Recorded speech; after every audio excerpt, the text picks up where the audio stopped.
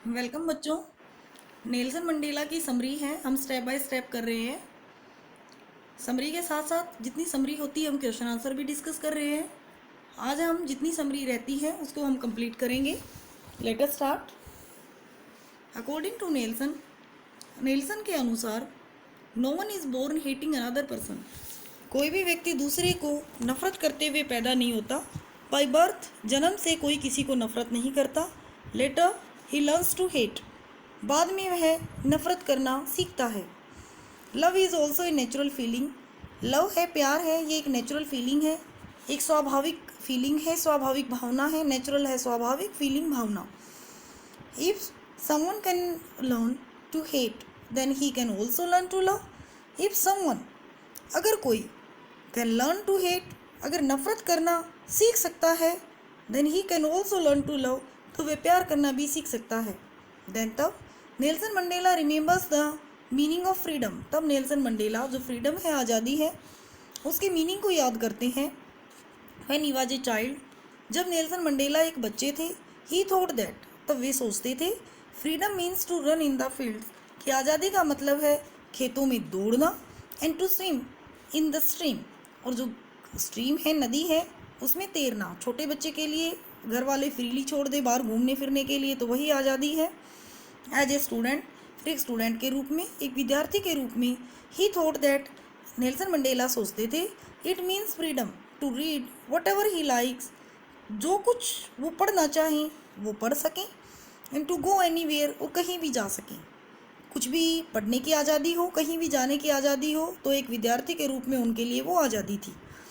As a young man, और इसके बाद एक यंग मैन के रूप में, freedom means freedom to marry, उनके लिए आज़ादी का मतलब था कि शादी करने की आज़ादी, and to learn earn his living, और इसी के साथ में अपनी लिविंग है, लिविंग होती है अपनी आजीविका कमाना, इसकी आज़ादी ही उनके लिए आज़ादी थी। But finally he realised the real meaning of freedom, लेकिन फाइनली उन्होंने महसूस किया कि आज़ादी का वास्तविक मतलब क्या है।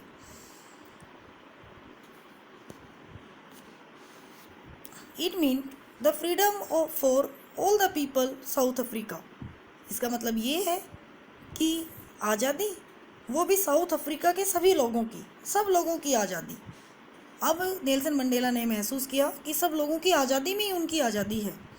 Now he realized that his early definition regarding freedom and illusion, अब उन्होंने फील किया कि जो डेफिनेशन, जो परिभाषा थी, अर्ली शुरुआत में उनकी जो परिभाषा थी, as a student, as a child, as a young man, कि बाहर घूमने में आज़ादी, कुछ भी लिखने की आज़ादी, कुछ भी पढ़ने की आज़ादी, नदी में तैरने की आज़ादी, शादी करने की आज़ादी, ये आज़ादी नहीं है। उन्होंने अब सोचा कि शुरुआत में जो उनकी आज़ादी की डेफिनेशन थी, जो परिभाषा थी, वो एक इल्यूजन थी, वह एक भ्रम थी।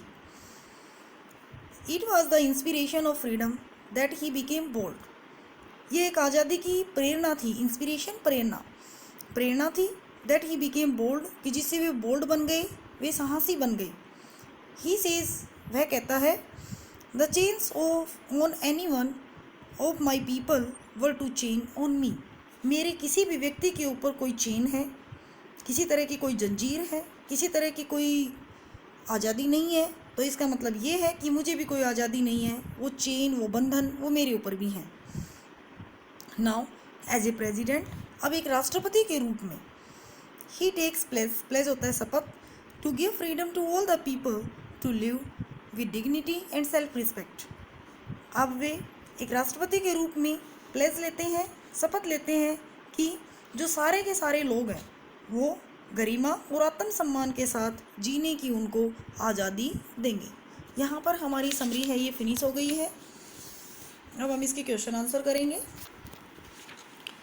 What does courage mean to Mandela, courage का मीन, मंडेला के अनुसार जो करेज का मतलब होता है साहस, मंडेला के अकॉर्डिंग साहस का क्या अर्थ है, क्या मीनिंग है।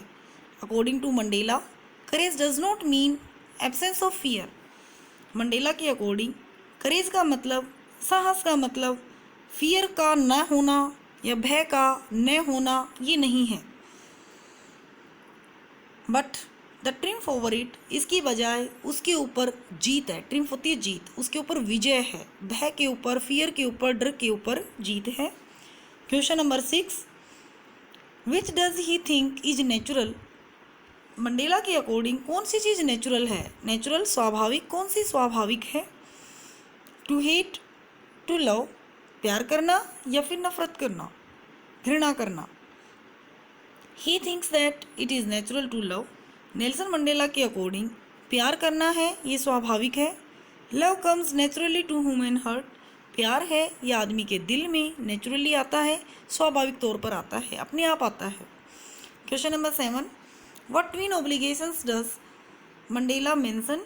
कौन से दोहरे ऑब्लिगेशंस मीन्स उत्तरदायित्व, ट्विन दोहरे, कौन से दोहरे उत्तरदायित्व के बारे में मंडेला बात करते हैं, मंडेला यहाँ पर दर्शाते हैं।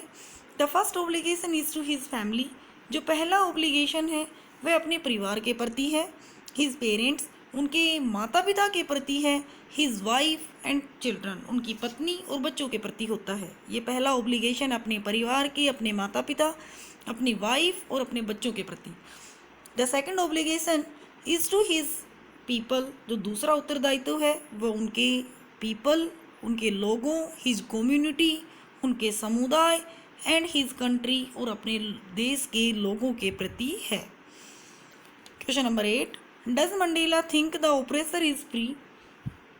क्या नेल्सन मंडेला सोचते थे कि जो ओप्रेसर होता है दमन करने वाला, दूसरों के ऊपर अत्याचार करने वाला, तो क्या उनके अनुसार जो अत्याचार करने वाला है इज फ्री, वह आज़ाद है? वाई और वाई नॉट, क्यों और क्यों नहीं? आज़ाद है तो क्यों, आज़ाद नहीं है तो क्यों नहीं है, ये बताना है हमने इसमें। Answer, Mandela thinks that, Mandela सोचते हैं that a person who takes away another man's freedom, जो व्यक्ति दूसरे आदमी की फ्रीडम को लेता है, जो आदमी दूसरे आदमी की आज़ादी को समाप्त करता है, आज़ादी का हनन करता है, is a prisoner of hatred, तो वह जो हेट है, नफ़रत है, उसका बंदी है। यानी वो भी हेट से नहीं बचा, अगर किसी की आज़ादी अगर कोई लेगा तो वह भी हेट का बंदी बनेगा। इन दी सेंस, इस तरह से, the oppressor like the oppressed, इस तरह से जो ओप्रेसर है, जो दमन करने वाला है, दूसरे की आज़ादी लेने वाला है, वह भी जो ओप्रेस्ड है, जो शोषित है, जिसकी आज़ादी ली जा रही है, उसी के समान इज़ नॉट फ्री, आज़ाद नहीं है। ये क्वेश्चन आंसर्स आपने अपनी कॉपीज़ में लिखने हैं और लिखने के साथ साथ आपने इनको याद करना है। Thank you, have a nice day.